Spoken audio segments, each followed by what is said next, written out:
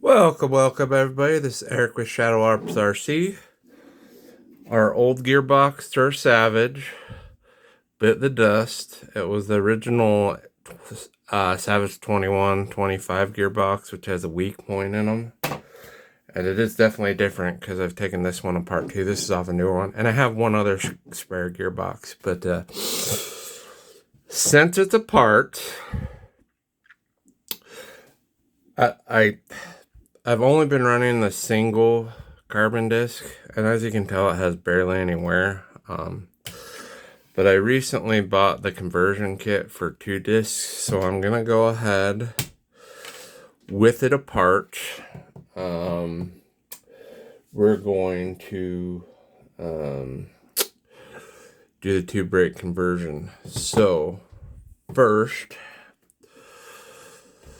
this is what they ride on. This goes on, and then your disc's right on this. So we need to get this guy on real quick. I have her caliper and rod in already. Those came in the 2 shoe kit, so this is brand new. I mean, I could have used the part from the old gearbox, but why at this point? So, I guess I could show you the biggest difference here. So, not only do you use more shoes, but look how much shorter for the single disc the screw is. So that extra length allows to run an extra shoe and one more rotor. So also this pin is what mechanically connects us to the gearbox right here. So let's see here. I need to use the camera here to tell because it only goes in one way. I gotta look off camera, so let's see here.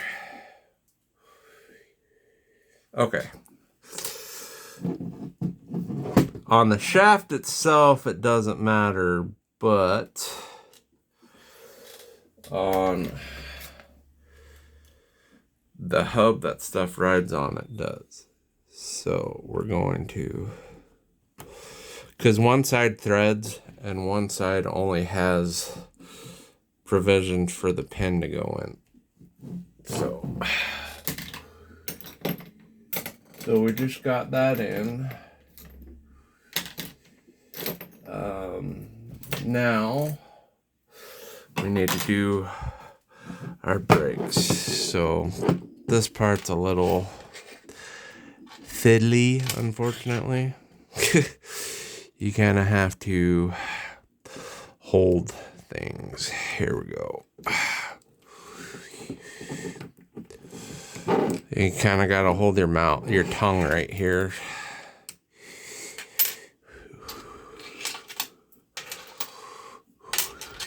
And actually, it'll probably be easier if I start with all 3 shoes in one screw, having dealt with something like this before. Oh, we need one more shoe. Sorry.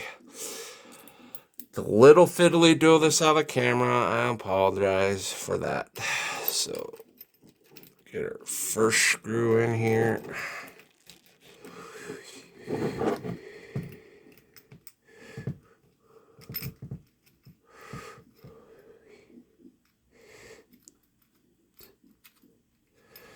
And of course, it doesn't want to cooperate because I'm on the stupid camera.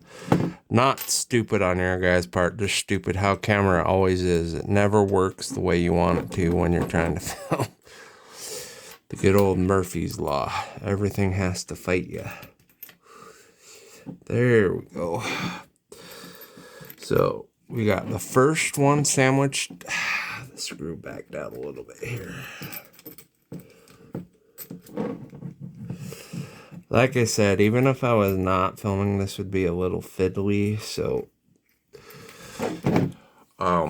basically, though, I'll show you what happened. So you see the threads that goes all the way in the housing, and then the smooth part is what your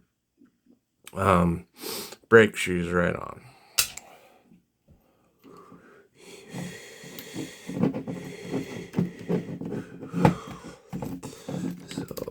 Let's see here. Why is this now doing this? There we go. Got that one there. Then we gotta do this one here, like so. It's kind of like stacking a sandwich, but in this case, it's brake disc and shoes. So just got to be patient because everything kind of wants to do whatever the heck it wants. So I'm going to line these up off camera and then we'll come back. Okay, we're back. Sorry about that, everybody. Helps to have a Phillips head here. Sorry. Now we just got to run the screws in to where the shoes are running on the smooth part right here, and the threads are in. Okay, that's all the way in. Now I gotta get this guy all the way in. And you want a little bit of play because, yeah, I'm gonna have to loosen that just a little bit on both because it's still gotta rotate. So right now it's rotating, but this is just like cars. See how I'm putting pressure on the caliper and it doesn't want to spin? So it's basically a simplified version of the brakes on your full-size car here. There we go. So right now, you'll see that it's spinning, but then when I apply the caliper, it doesn't. So that's what we want. So we got that there. My slipper clutch is literally fried / stuck. So this gear that's on here right now is just placeholder. I ordered, it comes with basically the same gear, but it's a slipper clutch eliminator, which means they'll have a higher probability of breaking drivetrain components, but I just don't want to do it. Last time with mine, all the years of Savages, it was really hard finding the exact slipper clutch pad. I just don't want to deal with that. So I have an eliminator, and I can't talk today. Sorry, everybody. I have an eliminator plate, or eliminator kit that gets rid of this. So there's that. Here's our brakes. When the kit gets here for the slipper clutch eliminator, we'll put it on.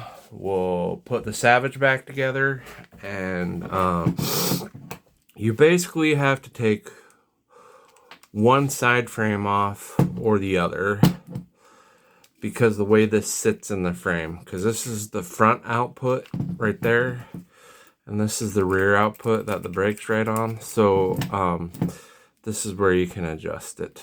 On the old gearbox, the gears aren't stripped, but I think something's going on with the hub assembly, because see how there's no play here on the input shaft on my old one? Now I'm exaggerating with my fingers, but it wobbles really bad. And I've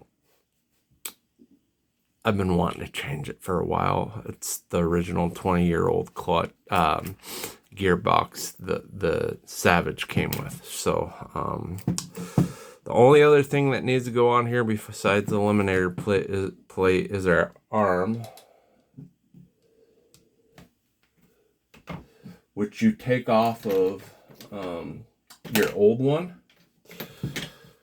And it's the part that goes up to your linkage for your servos.